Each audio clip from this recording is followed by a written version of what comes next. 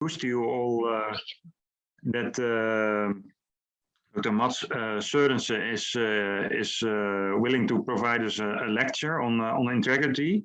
So I had a really brief introduction meeting with Jan de Vries some time ago, and we got to know Mads is a very friendly person, and he's really on a mission, and is also strong on connecting all the different people together with with what he will share in his upcoming lecture. So his background is really that he is a specialist in social theory, but also in qualitative research methods and research integrity, obviously. He published really in several books as an author or co-author, and also well-known peer-reviewed scientific journals, of which one in the Nature recently is a prime example on research integrity. So Dr. Mads is currently working as a senior researcher at the Danish Center for Studies in Research and Research Policy, then the Department of Political Science at the Aarhus University in Denmark. And he is currently really coordinating a really large European project on research integrity. And it's called the Standard Operating Procedures for Research Integrity, of which he will share a lot of information in the upcoming lecture. I would like to ask everybody to enter their questions in the chat during the seminar, during the presentation, and Jan and myself will share the discussion at the end using these questions raised in the chat. If something is really unclear, then obviously you're allowed to bump in and to ask something for clarification. But preferably we capture those questions and discussions at the end.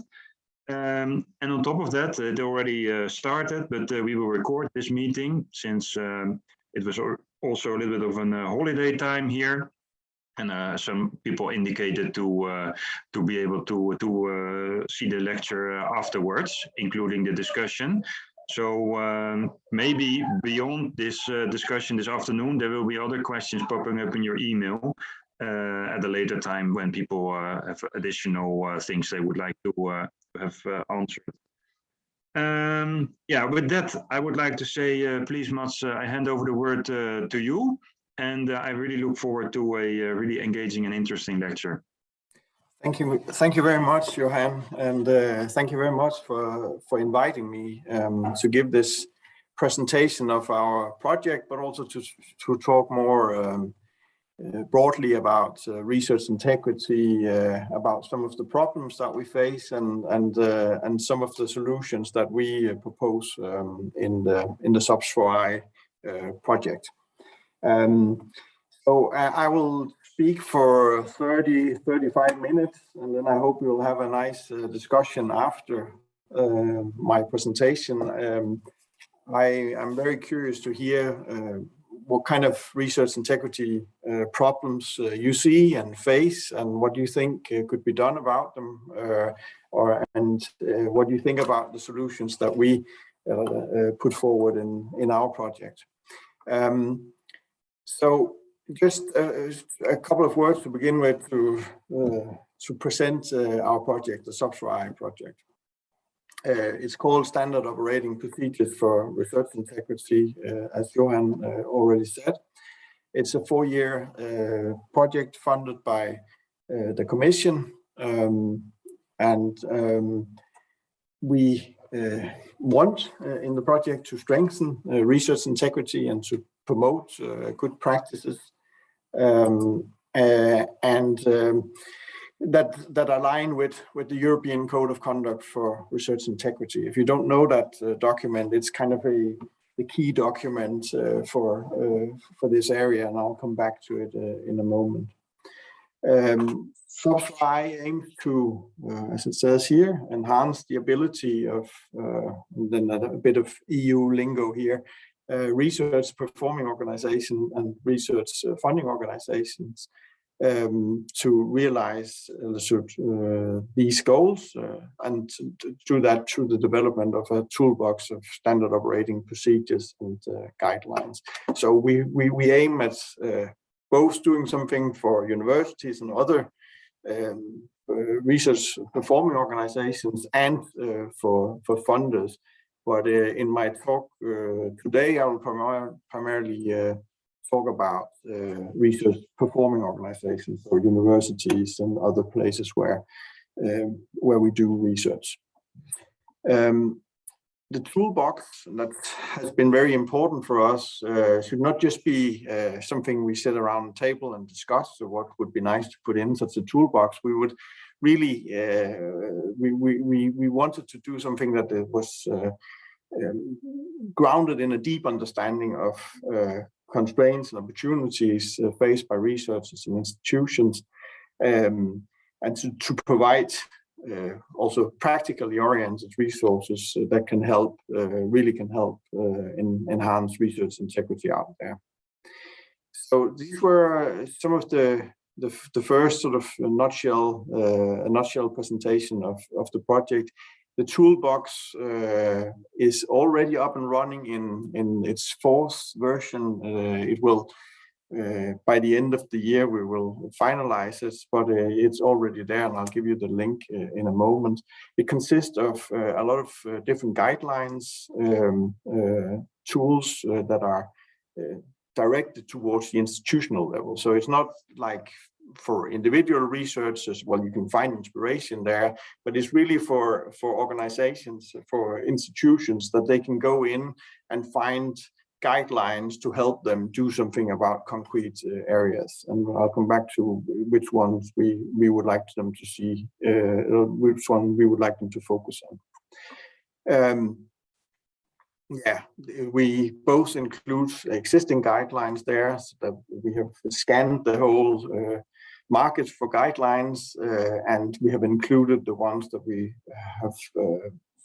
have found that have sufficient quality. We've included them in our toolbox, but we're also developing new guidelines in areas where none previously existed, or where the ones that were there were of poor quality. Yeah, we have other resources there, best practice examples, for example, and it's not just it's not just a lot of tools thrown into a box. There's a system to it, so it's really easy for people to find what they need. And here's the link to it if you want to check it out, to the project and also to the toolbox. So our project is done by 13 partners in 10 countries, and it's us at Aarhus University who coordinate the project. It's me who is the coordinator of it. But we also work closely together with all the other institutions, and not least the Free University in Amsterdam, the Medical Center, and the Science Center at Leiden University are two core partners in the project. So let me then turn to some of the challenges. So the background for why are we interested in this? What's the problem? So why use a lot of money on a project like this and several other projects? We're not alone here. There are many projects focusing on this. And why is this the case? Well, because we have a problem with research misconduct. We have seen spectacular cases, big cases, also in the Netherlands. Is the Stable case, Dietrich Stable at the Tilburg University, is maybe the most infamous example of this, but in other countries we have seen other cases like that, where people have been fabricating data, been falsifying data, been plagiating other people's work, very serious cases. But research misconduct, and that's I think I'll talk a lot about here today, is not just these FFPs, these falsification, fabrication, and plagiarism. It is also a big gray area that we refer to as questionable research practices, sloppy science, something in the middle between good practices on the one hand, and then these serious misconduct cases on the other hand. And increasingly we are focusing on this gray area because many of the problems that we have seen with reproducibility can probably be are probably better explained with these with QRPs than with FFP, so fabrication, falsification, and plagiarism. If we look at figures, I'll give you some in a moment from the Netherlands, from a recent survey that was done there. But if we look at the literature, so estimations say 1, 2, 3% of researchers have engaged in the really serious cases, but many more from time to time are do sloppy science, do something that could be called questionable research practices. So that's where we want to focus also, where our tools are especially directed towards. So reproducibility is a big problem. We've talked about it for the last 15, 20 years within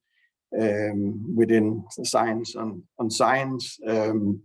Many studies cannot be reproduced. They are produced in one lab and they cannot be reproduced by other labs. It's a big problem for, not least for industry.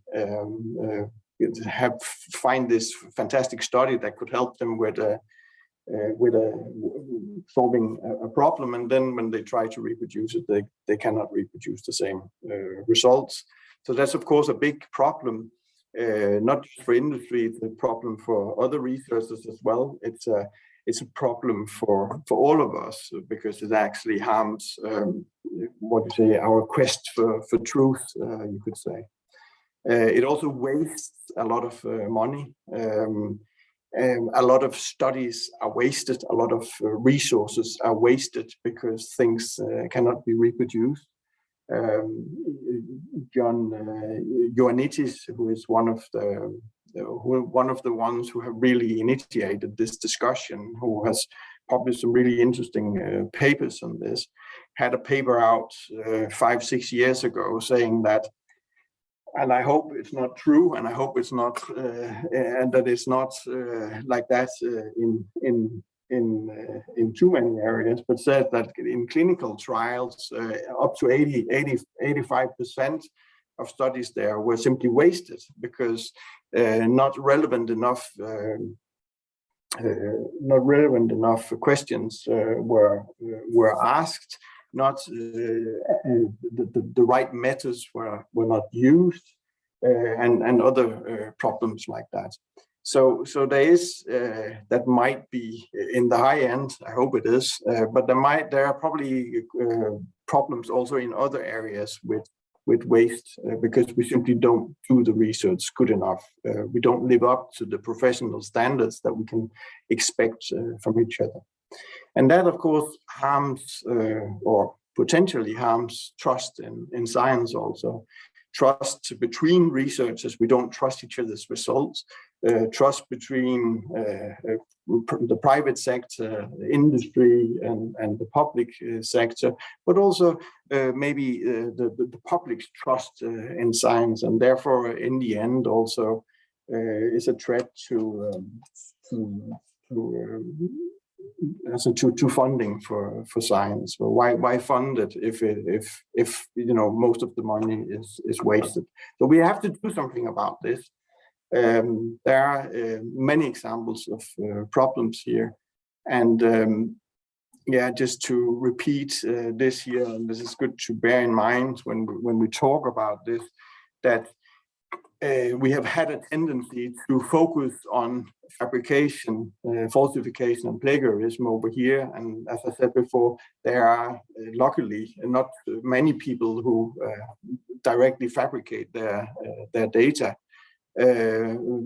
Most of us do decent research, conduct responsible research, but there is this big area here of questionable research practices that we have just begun to understand. And I'll talk a little bit more about this. If we live up to standards over here, this is when we can talk about research integrity. So research integrity can be defined as the conduct of research according to appropriate ethical, legal, and professional frameworks or obligations and standards. That's how INEA defines it. I think it's a nice definition. So yeah, we have to focus more on this if we want to understand why things cannot be reproduced and why research money is wasted. Here are some examples of what these questionable research practices could be. This is from the study, a recent study done by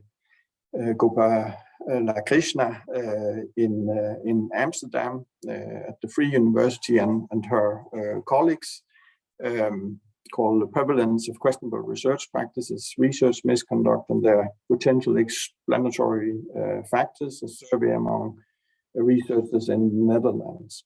Maybe some of you took part in the survey as well. I think they got 6,800 and some answers to their questionnaire here. And one of the things they were asking people were if they had, in the last 3 years, had done one of these things here. So they tested these 11 examples of questionable research practices.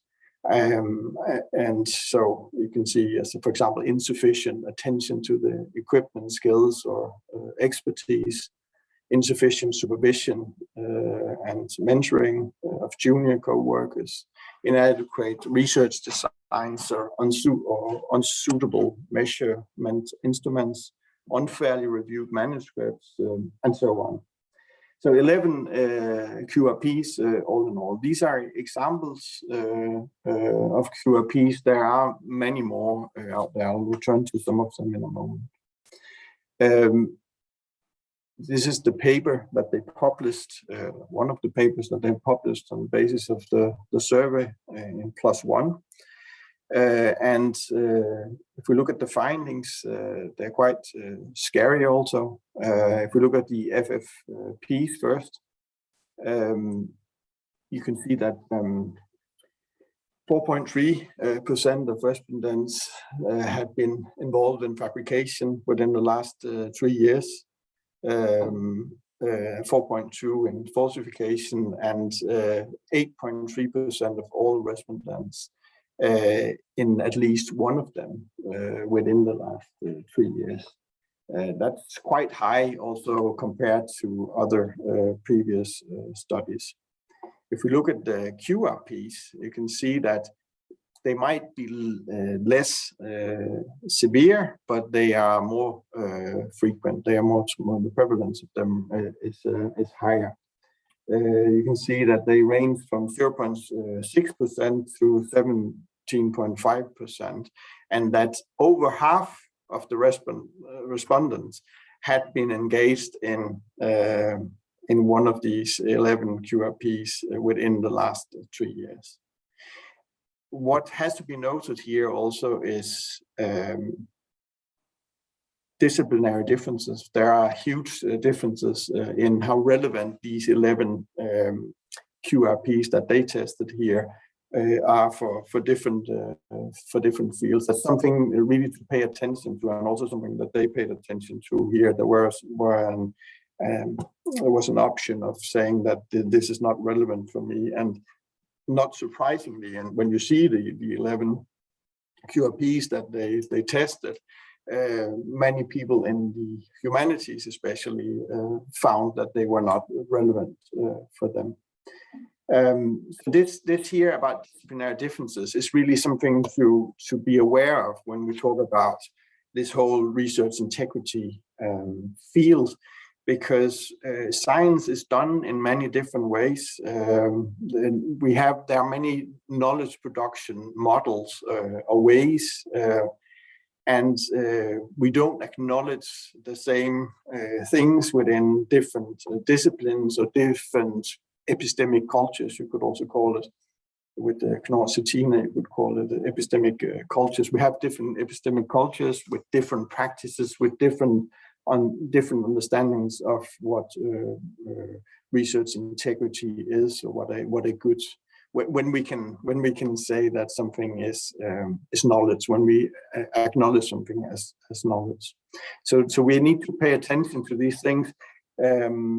I looked into this with a colleague of mine, Tine Ravn, in a series of focus group interviews that we did in Denmark, 22 focus group interviews across 5 main areas of research, and with the objective to gain an in-depth understanding of the perceptions, practices, and potential causes related to QRPs among researchers across these main fields.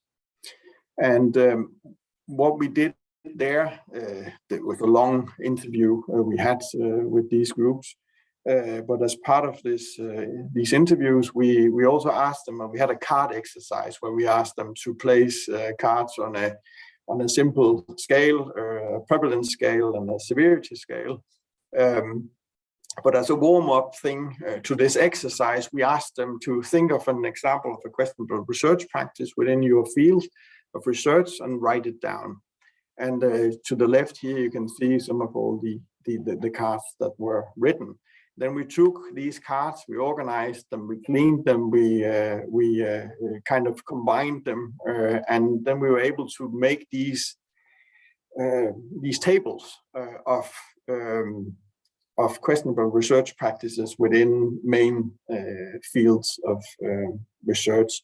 So these are not complete lists, of course. These are more like a minimum. So at least we see these questionable research practices, and these are the practices that are recognized by the researchers themselves. So this one is from the humanities, and probably not so relevant for you, but this one might be more relevant. Here you can see from the natural sciences and from the medical sciences what the researchers we talked to pointed to as questionable research practices. Some of them are the same across fields. So if you, for example, unoriginality, lack of relevance of the study was seen as a problem in both the natural sciences, but also in the humanities here. So that's quite interesting. Other things are clearly only connected to one main area of research.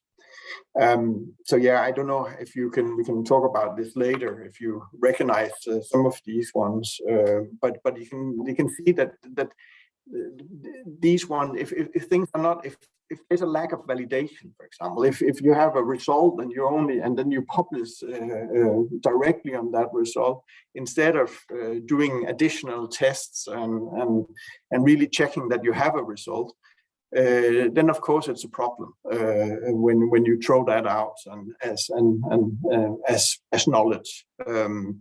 If you cherry pick resources and data, it can also be a problem.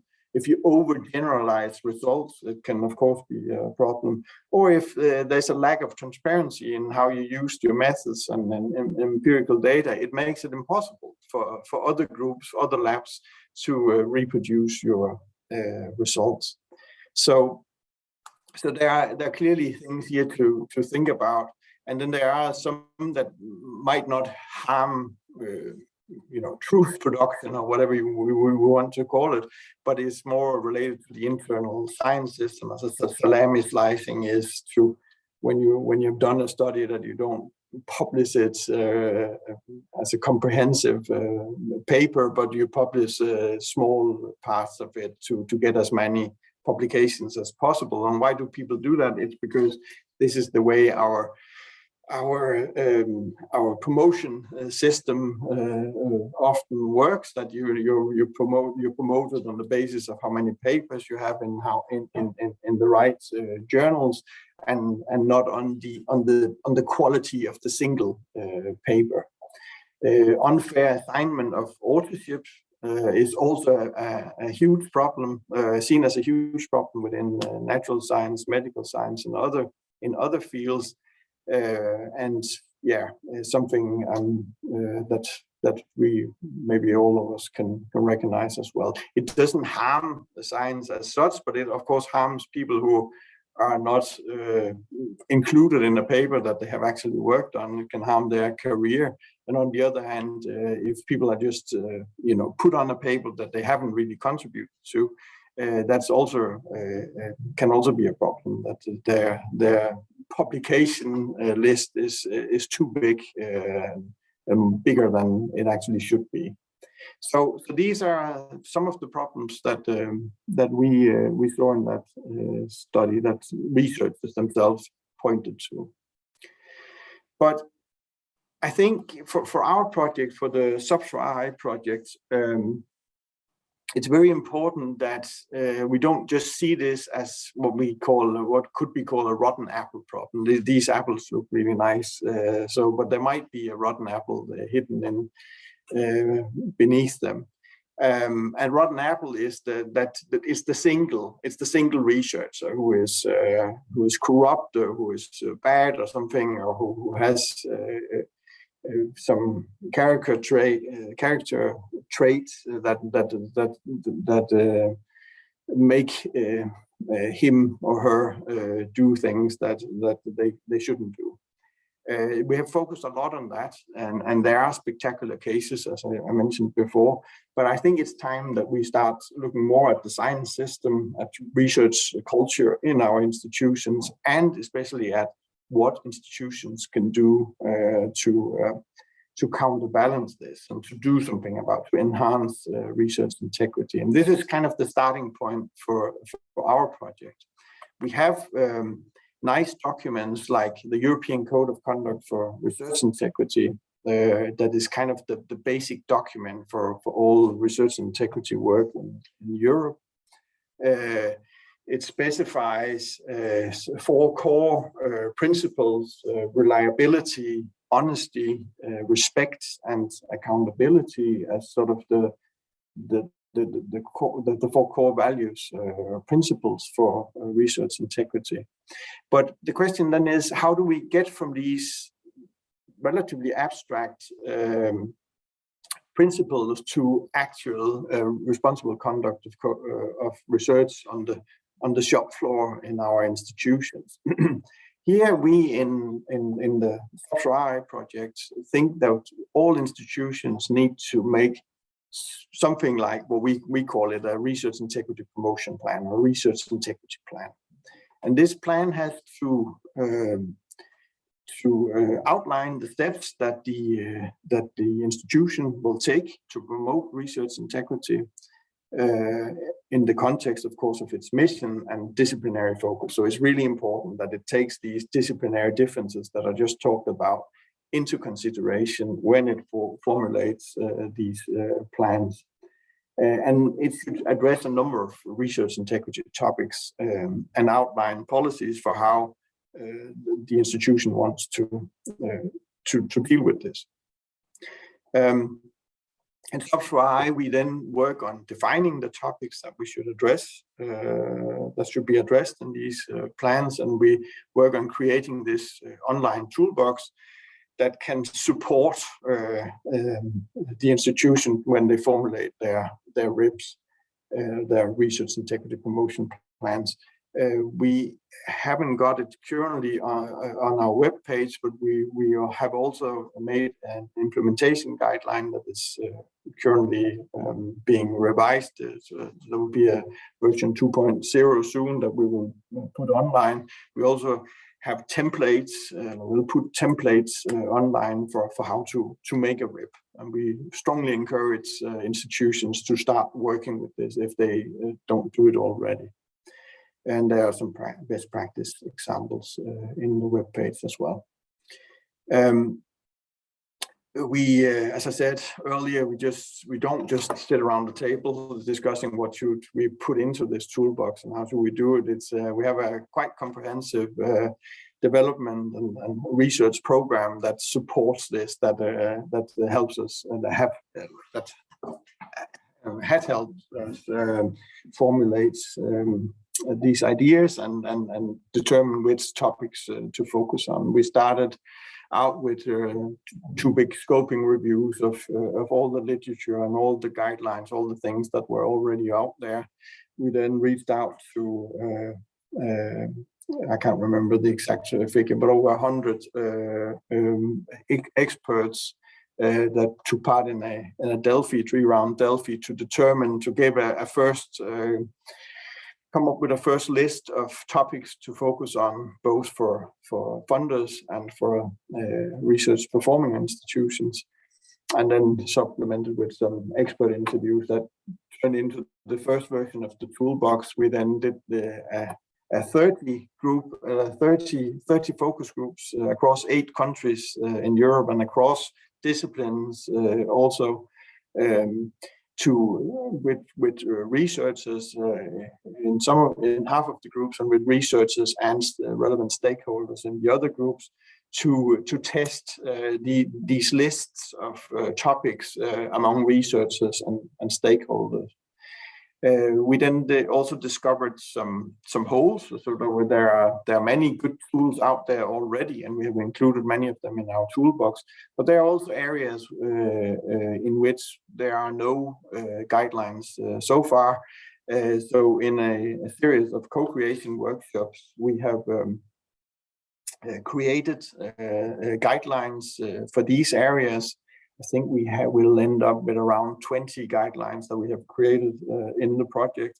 These will also be included in the toolbox. They are already there in the first version, but they will be further refined over the next months. Then we have done a survey. I think the biggest survey that has ever been done within this area. We have over 65,000 people who have responded to the survey. It was out in over 30 countries. The results are not public yet. They will be public here over the next couple of months. And these results then help us with the 4th version of the toolbox that we kind of have online now. Then we work together with a number of pilot institutions that are testing our ideas of making a RIP and addressing these a number of topics. I'll come back to which topics they are, and also to test our toolbox, or the guidelines that we have there to see how helpful they are. And that will then give us the 5th and final version of the toolbox, which will be online before the end of 2022. So already now we have had some impact that we're very proud of. The Commission has taken, this is the guideline, you can find that on our webpage, for the topics that the RPOs should focus on. This guideline has been included in the new template for when you apply for money through Horizon Europe. Your institution has to tick a box saying that it lives up to the ALER European Code of Conduct for Research Integrity, the document I was talking about earlier. And if you're in doubt about what to include, you can click a link here and then you come to our guidelines. So that's we're very proud of this impact that our project has already had. We have also described these 9 topics that we think should be included in a research integrity plan. We've described them in a piece in Nature a couple of years ago. And then what then to focus on? I will briefly go through the 9 things that we think should be included. Sorry, in the WIP. So as I said earlier, we need to start thinking more about research culture and about institutions and about the system as such. So one of the things to focus on is also the research environment. It's a core thing, a key thing to focus on. For example, there are many other things to focus on here, but it could include to ensure fair assessment procedures and prevent hyper competition within your organization and excessive publication pressure. So it's something that the institution needs to take up. What are our expectations when it comes to this? How much do we expect you to publish, for example, to get tenure? Things like that. These discussions we need to have. Supervision and mentoring. Create clear guidelines for PhD supervision, for example, on meeting frequency. Set up skills training and mentoring programs could also be a thing to focus on. Integrity training, make sure that everybody gets training. Establish training and confidential counseling for all researchers. And when we say all, it's not just something that is done in a 5 hours junior researcher course that you have to have during your PhD. It's actually a process, something we have to repeat and think about also for more senior staff. So these were the first 3 things to focus on. Then we have ethics structures. It's of course important that to establish review procedures that accommodate different types of research and disciplines within your institutions. Here, as in all research integrity in general, we have to think about these disciplinary differences. I'll come back to that again and again. So you can't just have one form that needs to be filled out for all researchers. Then half of it will be irrelevant for some researchers, and then you lose them. So it's very important, and also something we hear again and again when we talk to researchers.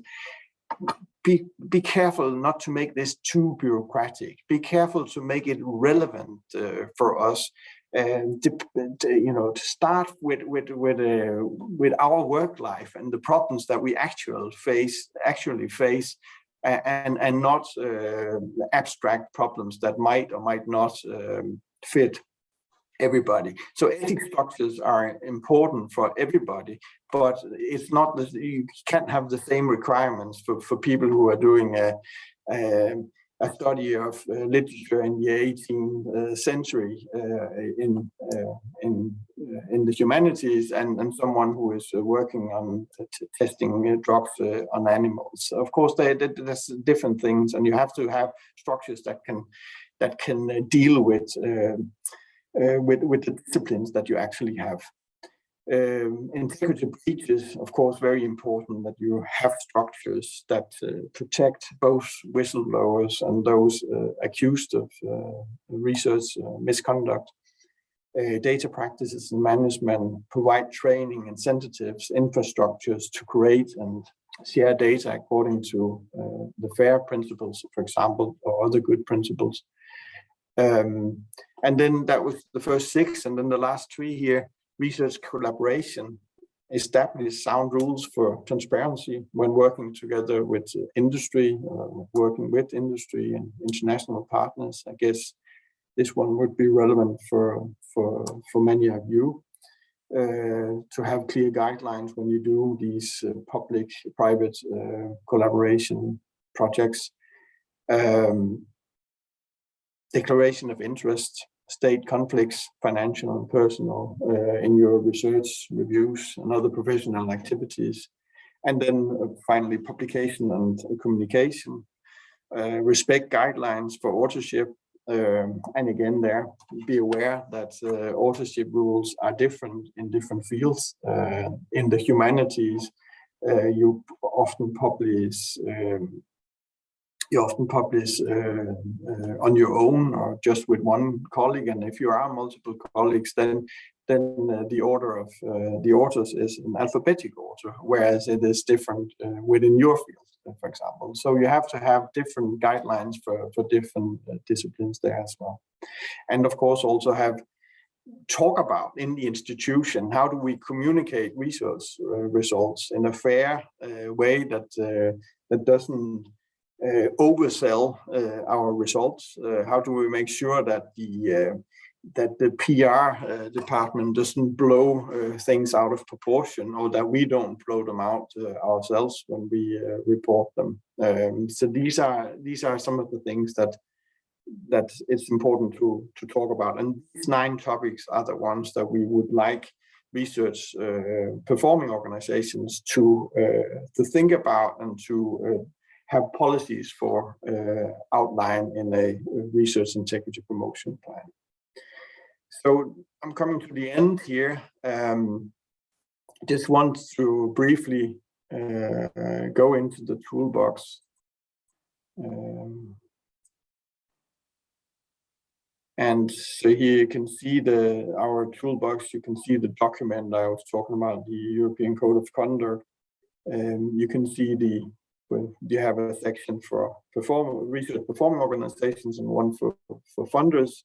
You have guidelines for which topics to include in your research integrity promotion plans. And we have already over 80 tools here that can be used when formulating these policies. If we go in, you can see we have. I think we are still in your PowerPoint. You're still in my PowerPoint. Oh, that's strange. I think it doesn't switch to the browser you opened on your computer. Okay. Boom. What to do about that?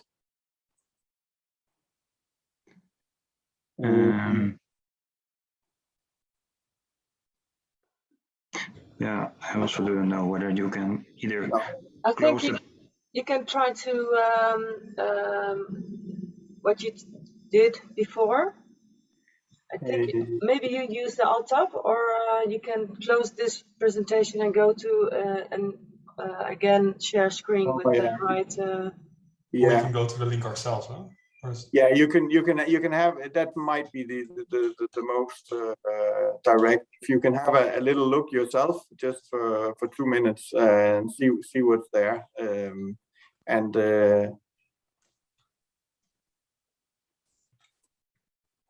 yeah, and then I'll try to. Thank you, Vincent. The link is in the chat now, so you can just click on it, and then everybody will be on the same web page. Yeah. So just guide us through, Mads, where we need to click. I'll try to do that again. So as I said, you can see that if you scroll down, you can see first there's this European Code of Conduct document. If you go a little further down, you can then see that we have this division between research performing organizations and research funding organizations. We have 2 guideline documents outlining the topics that we would like organizations to focus on. So if you click on them, you will then see the different topics that I just talked about, and then you have a little text about each of them. And if you then go back again and go down even a little bit further, you have you can press a tools button, If you click that one, you get into research integrity tools for RPOs. If you click the left one, Yeah. there you again have the 9 topics that I just talked about. And if you, for example, then click on supervision and mentoring, you can then see some subtopics, how to build and lead an effective team, PhD guidelines, and then to the right, supervision requirements and guidelines. If you click on that one, then you can see that there you, for example, have, I think, five different guidelines there already that you can use. For example, if you want to, develop a policy for supervision, for how to do that in your institution. There's a lot of really good inspiration in these guidelines, and many of them come from, we haven't, they're not all of them developed by ourselves, but by other institutions out there. So I think I'll stop there with that, and then go back to the presentation again. So this is you can have a look yourself when you have time, browse around the toolbox, and I think I will stop here, so we have time for discussing it as well.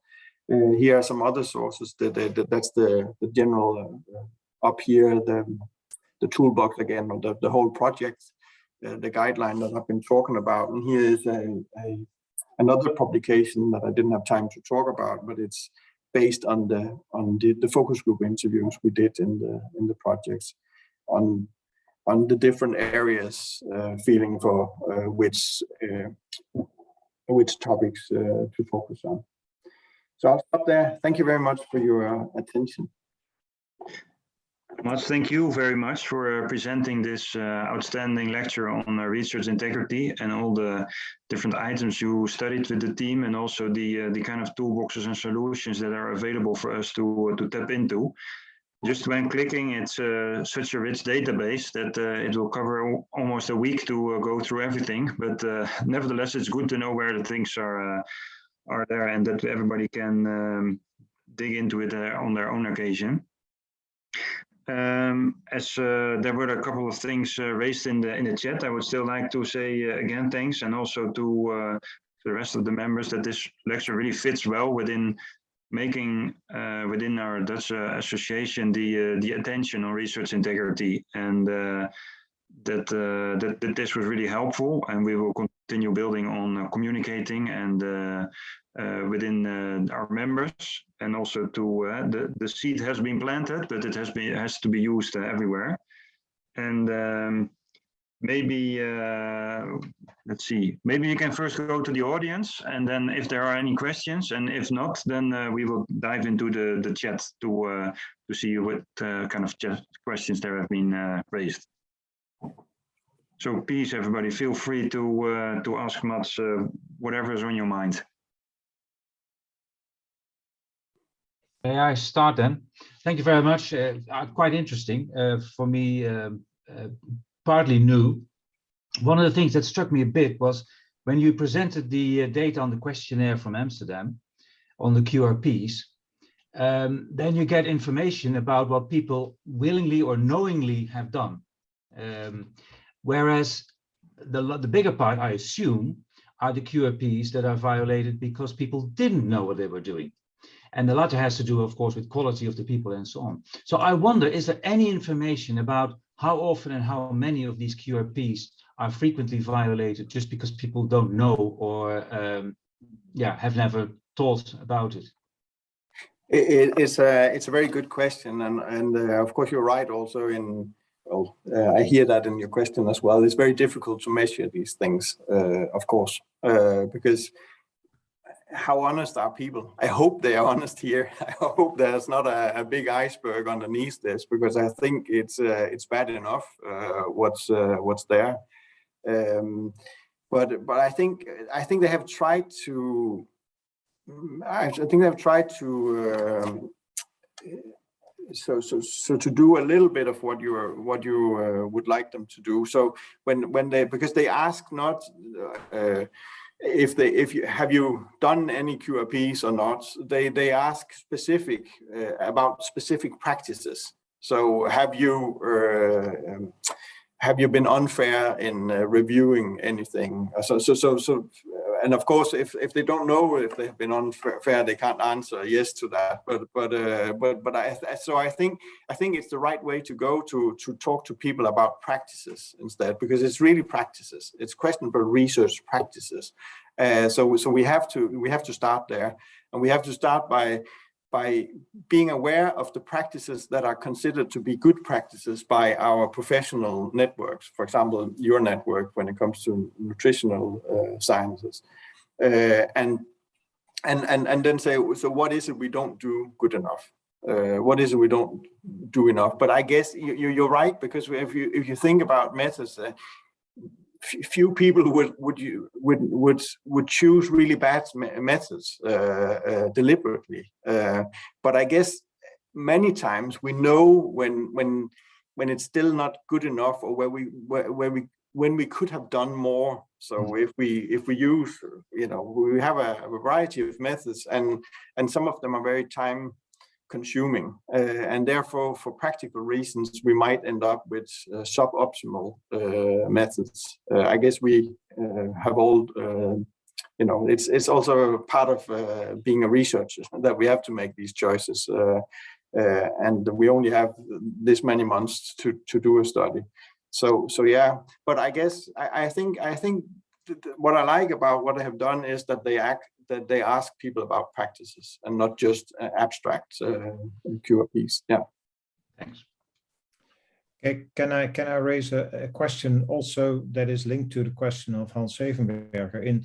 I know I'm a member of the Medical Ethical Committee, where we actually review proportionality and scientific quality of research proposals for studies in humans.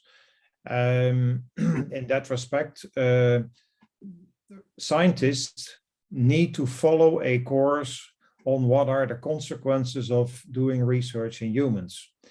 Should it be compulsory to have a kind of training in research integrity when you start doing science as a piece of your work? If it should be, definitely. So I mean, it should be a core part of our training, as we train methods and other things, read the classics or whatever. We should definitely also devote time to research integrity and to figure out where the difficult things, where the difficult areas are within different studies. So when you're working with humans, so what might be the issues that you should be aware of there? And so definitely, you can't just let people out there doing stuff without talking about these things as well. So yeah, so that's my personal opinion, that definitely we need training there. But at this moment, of course, we do take into account that research needs to be integer. However, it's not, as far as I know, it's not a compulsory part of education. Well, it's very different from institution to institution and from country to country. There's no one standard there. Some institutions do a really great job when it comes to this. Have mandatory courses for starting with, even starting before for undergraduate students, but also then continue with graduate students and junior staff, and also for seniors. And I guess those courses have to be designed so they fit the different groups as well. Because for senior staff, it's also important to have a forum where you can talk to colleagues about difficult issues, issues for example, related to supervision of PhD students or related to authorship discussions or whatever is going on, leading a lab or whatever. So I would suggest that we have mandatory courses and that we have them on all levels. So it's not just something that okay, check a box here that we did that a 2-day course when we were PhD students, and then we know everything about research integrity. I guess we get to know more and more about the problems and also the messiness of things the longer we are in academia. Maybe Ines, I saw you entered the question in the chat. Would you like to ask him yourself, or shall I read it out loud? I can ask myself. I just wanted actually to say goodbye, but this one I can quickly rephrase. So I was interested in if there are differences noticed already with regards to research conducted in from industry side or just purely academically. So if you have with you, I mean, you are investigating where these QRPs and so on happen, and I was wondering, as certain studies are sponsored by industry and some are purely of academic interest, is there a difference in the results with regards to manipulation, fraud? Yeah. I think there are different issues you have to think about, and I think this about transparency in the contracts that are agreed on, for example, is one thing you have to think very hard about when you have these collaborations. I think it's some of the same problems, but there are also additional problems. For example, in this having upfront, knowing. Being very explicit about expectations, both from industry but also from the university, and industry has a legitimate interest in maybe keeping something secret for a longer period of time than a public university would have because of business opportunities, and that can be legitimate enough, but it's just something that you really have to be aware of when you do these contracts. On the other hand, because otherwise it can be detrimental for a junior researcher's career if she can't publish on the findings, for example. I'm sure you know of this better than I do. Yeah. Industry, but I think that these are the things that you need to be aware of. Yeah. But you haven't noticed any difference yet in the data you. I haven't. So it's not like to my knowledge, there's no studies. There has been no study done where they measure RI problems in industry up against the RI problems in public funded universities. No, I don't know of any anyway. Okay, thanks. Okay. But I can say in our project, and we're happy about that. We have private companies testing our. So we are doing these pilot tests now, and Janssen Pharmaceutical, which you all know, is one of the companies testing our ideas. So we're very happy about that. So we have both in our project. And that's an activity that is supported by the board of the pharmaceutical industry, or is that instigated from the research and development departments? So the concrete collaboration we have with Janssen is we have Anja Gillis, who works at Janssen, is part of our advisory board. And Janssen has agreed to test this idea of a RIP as well. So they're one of our pilot institutions. We have 10, 11 institutions testing our ideas there.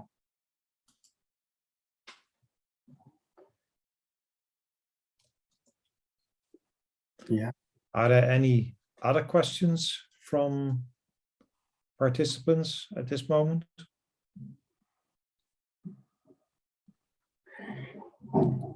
Not. Can I ask you Yeah. if what do you see as the biggest problems within your field of research when it comes to integrity?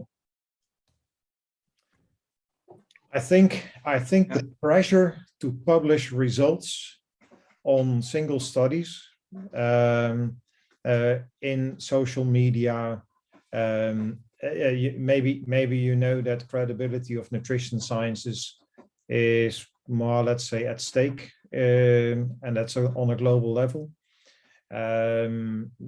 So the credibility of nutrition sciences is an issue, and that has to do with the fact that the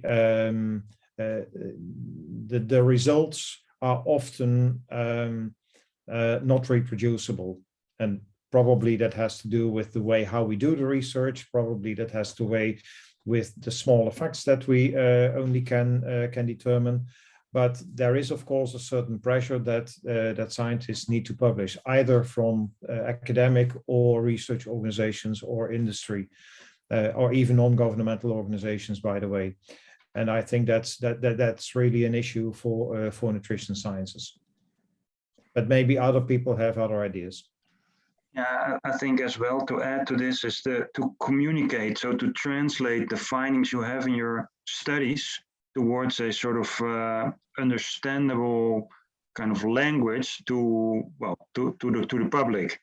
And in that sense, the outcomes in the studies are usually not clear cut, and you have to have a but, myths, and all kinds of things. And then, yeah, you're still in sort of the gray area between being obviously transparent and not want to leave out things, but also to try to get a clear communication towards either stakeholders or the general public. So that is sometimes maybe also a tricky thing to do.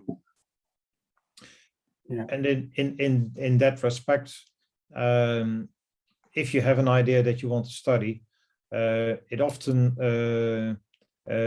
is the fact that you're not encountering the results that you expect. And those studies are usually very difficult to publish. So you get a publication bias. And yeah, I think that's part of research integrity as well, but that's more on the level of journals, if they allow us to publish things that are not discovering the expected results. Or you could publish them on the Open Science Framework, for example, or other places, because they're very useful, and it's very important that we also see those ones. And it's also, again, it has to do with waste also, so that we don't repeat things that don't work. So that's really something important, to use that. And it was actually part of the survey, the Dutch survey as well. Okay. People have done, and this, I can see that it can be tricky how to communicate really complicated results that can be interpreted also, within a spectrum, in a fair way to the public and to policymakers often also, I would guess. Politicians. Yeah. Maybe it's good to know for you, Mads, that in Europe we have several organizations on a European level that are trying to gather nutrition scientists. That's the European Nutrition Leaderships Program. That's mainly focused on young scientists and trying to get discussions elaborating on these types of problems, but also on leadership things. And we have the Federation of European Nutrition Societies that actually is not too active in that sense, because national societies like the Dutch Academy is part of that association, and they organize every 4 years a European conference. But in the meanwhile, there are also working group actives active that are working on specific topics, where in principle research integrity is part of the deal, of course. Yeah. But maybe that's good to know for you that this is happening in this field, at least in Europe, and you have already presented your findings at the American Society of Nutrition, which was actually for me the trigger to invite you. Yeah. Because I think it's very valuable to have this, at least the knowledge that there is a European project in this field. Yeah, there's a lot of attention in Europe on this. I think the Commission, we can be proud of the Commission. They really focus on this, and they use money on this funding projects in this. So there's a lot of projects on ethics and research integrity. Okay. For good reasons, because we have problems. Definitely. Yeah, that's what you at least showed in the Dutch survey. So we are proud to be honest, but maybe not so proud on the results. But at least I think it's a good starting point that people are honest. Indeed. And probably it's a piece of the iceberg, huh? Yeah, well, no, we'll see in the end.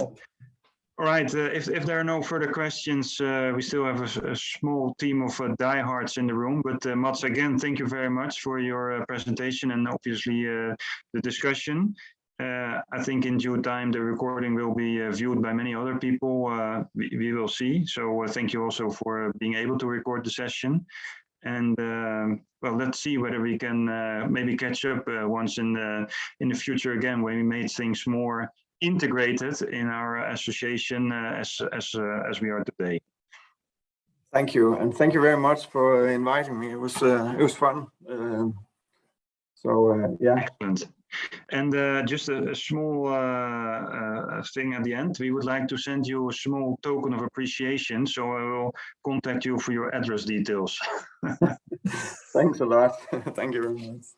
All right. Thank you very much. Enjoy your day and have a nice time. Yeah, Bye-bye. you too. Bye-bye. Bye. Thanks en bye. Nou, zijn we nog met een 4 over. Mooi onderwerp. En heldere aanbevelingen. Want ik heb even in die dingen zitten kijken.